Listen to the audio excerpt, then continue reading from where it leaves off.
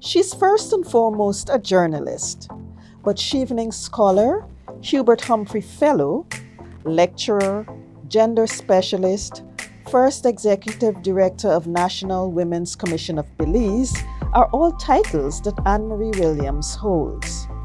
She is the Secretariat's Deputy Program Manager for Gender and Development. Media has been at the heart of my life. I think it's the best job one could ever have. We're not short of stories to tell. We're only short of excellent storytellers.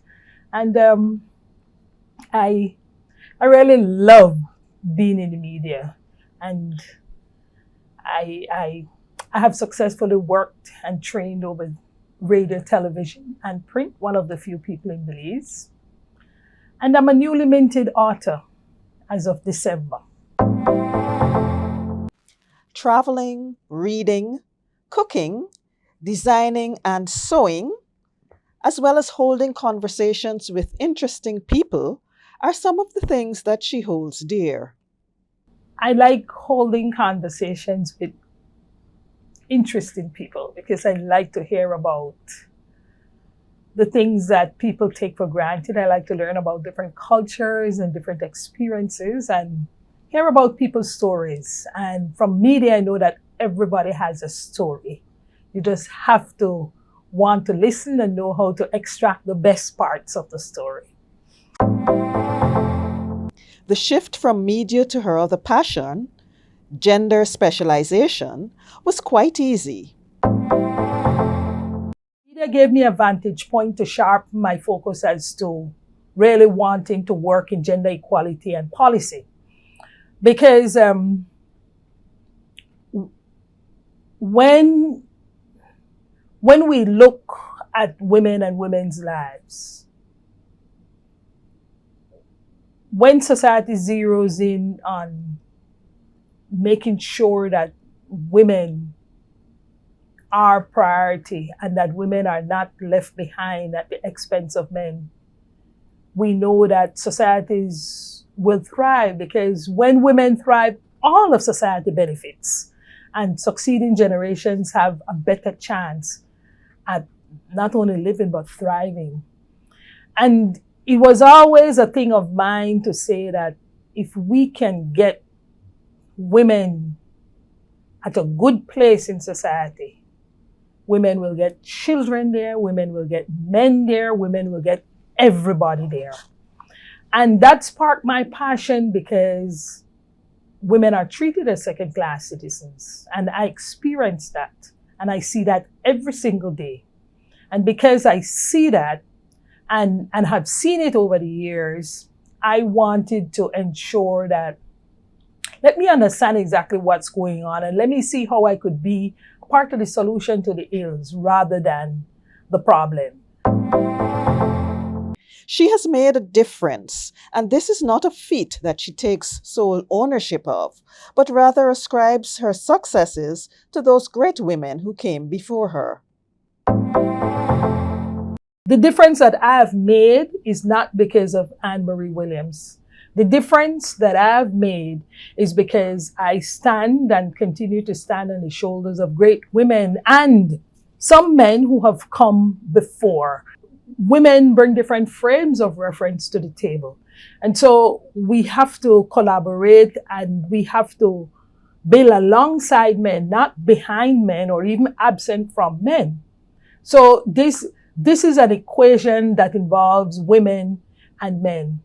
And all the women who came before me, I just try to continue their work.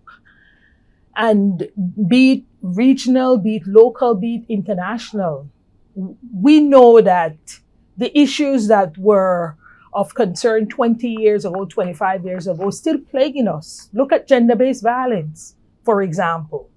Women are still struggling in terms of their sexual and reproductive health and rights. When we look at breast cancer and uterine cancer, those things are still affecting us. So women's health, when we look at violence against women, we look at today with the onset of the COVID-19 pandemic, and it is still raging to an extent. We look at women's economic empowerment. We have all suffered from the COVID-19 pandemic. We have suffered in immeasurable ways. It has upended all of our lives. But we know that the playing field was not equal before COVID. And even now, it's become more unequal. And so it's really important for us to see how we could build back, not just better, but how we could build back equal. And that has to do with having women at important places around the table where the decisions are being made for rebuilding. Promotion of gender equality is central to her role at the Secretariat, as she works to ensure the community is moving together towards gender empowerment and achieving key priority actions that governments have signed on to. The Caribbean led on what is known as the ICPD, International Conference for Population and Development. And ICPD really addresses women and girls' sexual and reproductive health and rights. And the Caribbean led so remarkable in that conference. At that time, I remember Billy Miller, the former Deputy Prime Minister of Barbados, coming to Belize. She also served as UNFPA's envoy. I remember it was a proud moment for CARICOM. And so that's a seminal achievement. But also, CARICOM has led in about 1995, 94, 95, 96, on doing model legislation for the region. There was a ministers' meeting, and the model legislation was brought to Belize. Belize's first Domestic Violence Act was written off the CARICOM model legislation. And two of the women who wrote the act is actually featured in my book. And that was the first time, because coming out of Beijing in 1995 was that sense of awareness that we need to advance gender equality. And these are some of the things that we need to do. We have to advance legislation. We have to look at policies. And many of the region's member states got their Domestic Violence Act around the same time. Some a little later, but it's because of the CARICOM model legislation. They have actually gone on to do other forms of legislation. We actually reviewed under the auspices of CARICOM and Roberta Clark, who is well known in the region. Roberta Clark actually spearheaded a meeting to look at a review of the sexual harassment bill that impacts have done in tandem with CARICOM. And we looked at that to ensure that the bill is progressive, because sexual harassment is becoming very rampant. We need up-to-date and progressive legislation in order to put those things behind us. And so those are some of the achievements for me out of CARICOM. A newly minted author, Anne-Marie published a book in December last year about women who served at the highest level at the cabinet in Belize. Our own Secretary General is one of the featured women. The book is part history and part biography. I decided to look at women who have served at the highest level in our government, and that's the cabinet level. So it came out of my vexation, and instead of me getting vexed, I just got even. And I said, you know what? I'm looking around to see who could write this book. I went to school, I learned politics, I served on political campaigns, worked politics in the trenches. I learned to write. I was a newspaper editor. I'm like, I'm looking for me. I will do this book. And this is it. And it's been a labor of love because it's been 7 years in the making. And most of the women in the book have been interviewed 2 or 3 times in order to update the stories before I left home. So, yeah. What's her message to women? I think it's a message that women should hear every day. That they are important,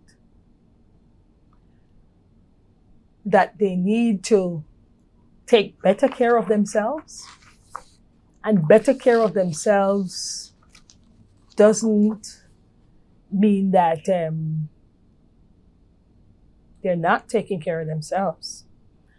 Women are the ones who bear the brunt of everything and anything. Women do a lot of unpaid care work at the expense of their own health, at the expense of their recreation. Women take care of their children, they take care of their husbands, their partners, and they should do that. But women should also be taken care of. Women need to sometimes just pause and take a break, take a vacation, take a little time to relax, take time to shoot the breeze, as we would say, because if you're not doing these things, you won't keep yourself healthy, mentally healthy, spiritually healthy. Take time to go to church. And if you're not healthy, then you cannot be a good advisor, a good leader, a good teacher to anyone. And the other part too is it's for women to value themselves in relationships. If you know your worth, then you know what you will take and what you will not take. And I am unapologetic in saying that a lot of times women really suffer at the hands of men or at the hands of people who should love them. And they always find an excuse to go back. They find an excuse to stay. And it doesn't matter how bad things look. When you decide, and until you decide, nothing falls into place. Stay tuned right here for more episodes on women at the CARICOM Secretariat.